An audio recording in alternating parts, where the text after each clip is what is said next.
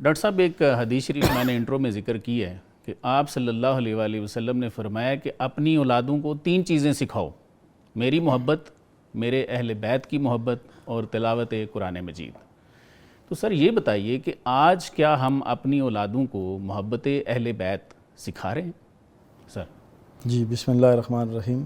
Professor سب سے پہلے تو بہت شکریہ، محرم الحرام کی مناسبت سے خوبصورت عنوان کے ساتھ آپ نے مدعو کیا۔ مہربانی سر۔ جو آپ نے حدیث پاک بیان کی، جی، سیدنا علی کرم اللہ وجہ الکریم اس کے راوی ہیں۔ جی، ادبوا اولادکم علی ثلاث خصال، کہ اپنی اولاد کو جو ہے وہ 3 خصلتیں، یہ خوبیاں ان میں پیدا کرو۔ جی، حب نبیکم، کہ رسول اللہ صلی اللہ علیہ وسلم کی محبت، اپنے نبی کی محبت، و حب اہل بیت، حضور کے اہل بیت کی محبت، جی، و اعلیٰ قراءۃ القرآن، جی، اور قرآن پاک کی تلاوت، اس کی عادت یہ ان میں پیدا کرو۔ ڈاکٹر صاحب اس حدیث شریف میں سرکار نے تعلیم کو متعین نہیں فرما دیا کہ یہ تعلیم ہے جو آپ نے اپنے بچوں کو دینا۔ ڈیفینیٹلی سر۔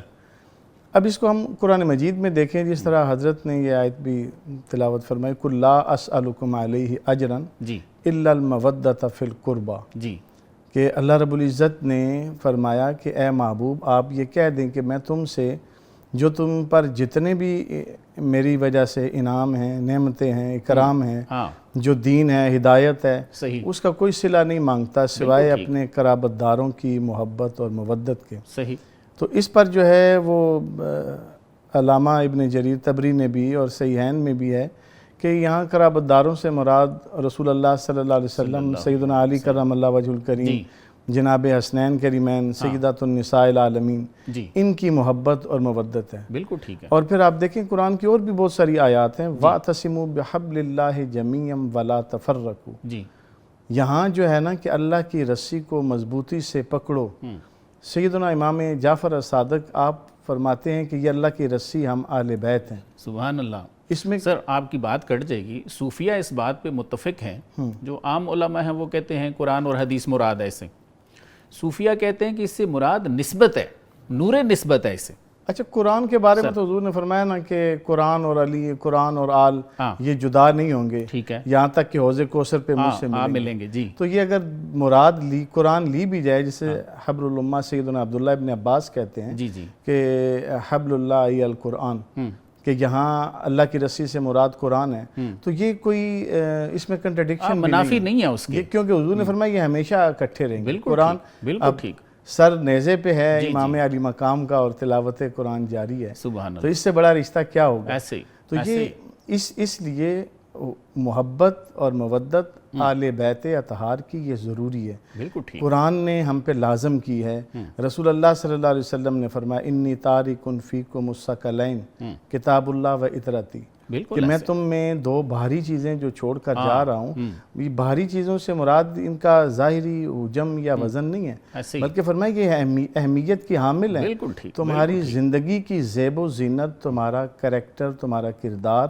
اور تمہاری عاقبت کا جو خزانہ ہے وہ ان 2 چیزوں سے وابستہ ہے۔ ایک قرآن پڑھو، بالکل صحیح، اس کو فتمسکوا بکتاب اللہ، اللہ کے قرآن کو، کتاب کو لازم پکڑو، اور دوسرا جو ہے وہ میری اطرت ہے، میری آل ہے، میری اولاد ہے۔ بالکل درست۔ اب رہ گیا کویشچن یہ کہ کیا ہم یہ کرتے ہیں؟ تو میں یہ عرض کرتا چلوں کہ یہ ایک المیہ ہے، اور شاید جتنی اس کی تاکید کی گئی اتنا ہی ہم نے زور کے ساتھ، آپ دیکھیں رسول اللہ صلی اللہ علیہ وسلم کی آل کو کربلا صرف 10 محرم نہیں ہے، صحیح، امام حسن مجتبیٰ کو جو زہر دیا گیا کہ آپ کا جو ہے وہ جسم کے ٹکڑے جو ہے وہ کٹ کر منہ کے رستے باہر آئے، امام علی مقام کو کربلا میں شہید کیا گیا، امام سجاد، امام زین العابدین بے ضرر ہستی ہیں۔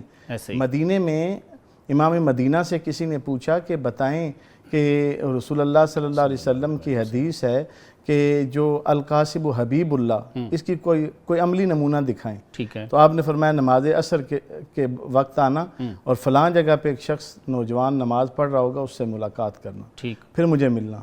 تو وہ ان سے ملاقات کر کے آئے، تو جب امام مدینہ نے پوچھا کہ کیسا پایا، ان کا خوبرو خوبصورت نوجوان ہے اور ہاتھ ان کے بڑے سخت ہیں۔ آپ نے فرمایا یہ دن کو مزدوری کرتے ہیں، نہ صرف اپنے لیے بلکہ مدینے کے مساکین اور غرباء گھرانوں کی بھی کفالت کرتے ہیں سبحان اور رات ساری جاگ کر اللہ کی عبادت کرتے ہیں، ورنہ یہ القاسب حبیب اللہ ایسا بے ضرر آدمی، اور پھر آپ کو زہر دے دیا گیا۔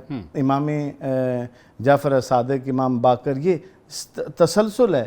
امام حسن کی پڑپوتی ہیں سیدہ نفیسہ، مصر میں ان کا مزار ہے، وہ جدھر جاتی ہیں اور ان کے پیچھے جو ہے وہ سپاہی بھیج دیے جاتے ہیں۔ شاہان عالم ڈاکٹر کو صاحب اس کی کیا خطرہ؟ وجہ دیکھتے ہیں آپ کو؟ کیا فیل ہوتا ہے کہ اتنے کلام ہیں سرکار کے اہل بیت کی محبت پہ، تو پھر بھی لوگ ایسا کرتے ہیں؟ اس کی کیا وجہ ہے؟ جی یہ عداوت ہے۔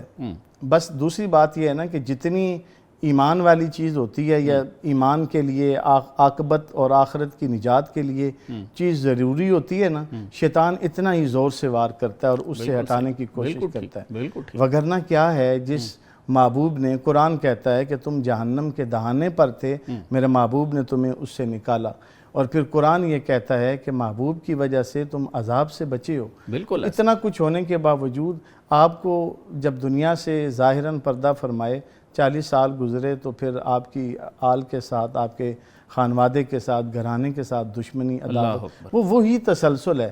کتابوں میں بھی یہی ملتا ہے، اور ہمیں بھی اہل بیت کی وہ اہمیت، ضرورت پڑھائی نہیں جاتی، سکھائی نہیں جاتی، تو پھر سوائے چند گھرانوں کے تو لوگ جو ہے اس محبت سے آ رہی ہیں یا اس کو اہمیت نہیں دیتے، حالانکہ دینی چاہیے، یہ ایک ایمان کا حصہ ہے۔ ہے۔ اللہ نے ہم پر لازم کی ہے یہ مودت اور محبت۔ بالکل